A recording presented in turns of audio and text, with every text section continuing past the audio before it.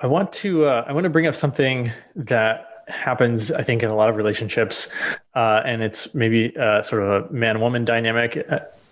I'm thinking about in Men Are From Mars, Women Are From Venus. There's this whole the woman wants to say something, and it sounds like complaining, and the guy's like, "Well, let me just fix it for you and solve the problem."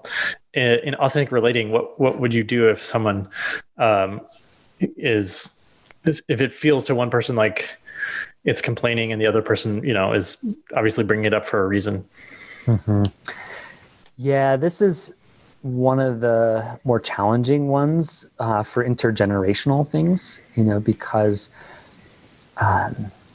so many men my age and older, the only way that they knew how to help people was to give advice. Mm-hmm. So if someone was actually complaining about something or talking about emotional pain, their response was to jump in with advice.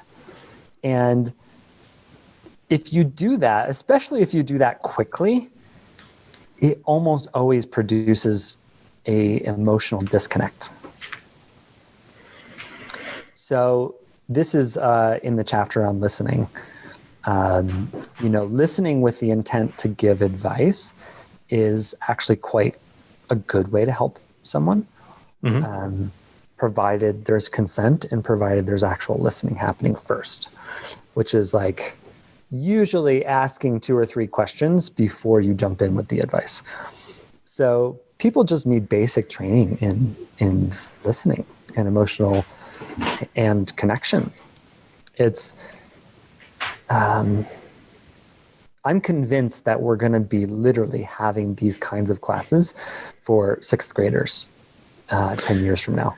Well, I mean, the good news is that they're doing this with my 4-year-old at his preschool, right now. They're like, really? Here's, if you feel a big emotion, like, here's how to deal with it. So they're learning this stuff, which is fantastic. And starting off with like, here's 2 sock puppets interacting and, role playing it out.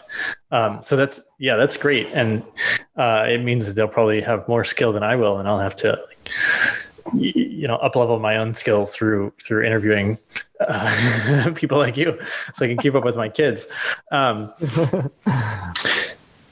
There's this video.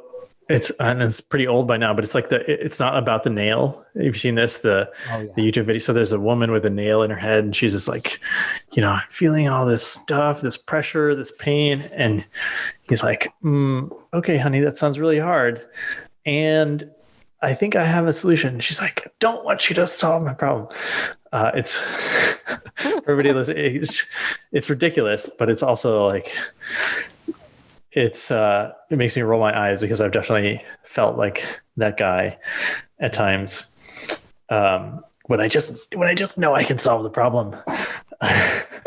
And so what you're saying is that if first, before we try to solve it, we need to understand and then get permission. Like, do you want me to help you figure this out, or what would serve you right now, or what do you need right now? Yes. This is a very important communication tool, which is just consent, because unsolicited advice or advice that's given too soon creates emotional disconnect. And advice that involves consent and involves listening, it's very connecting. It's called mentoring. It's like, I want advice from, smart people. Like, I want people in my life to help me.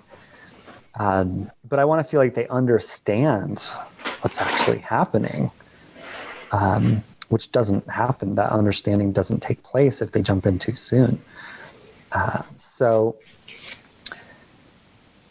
There's a common teaching that's like, listen to understand, not to respond, which I don't subscribe to. It's way too simplistic, because we kind of live in this day and age when the masculine and the mental is we're critical of the masculine and mental often.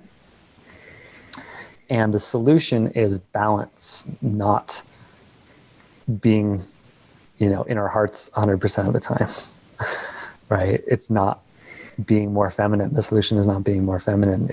And like our solution-oriented selves, that masculine energy, which occurs in both men and women, it's so sacred, right? Like, think of all of the ways that we are benefiting humanity by solving problems. Like, it's how we, like, our entire society is, developed through innovation and problem solving, right? Yeah.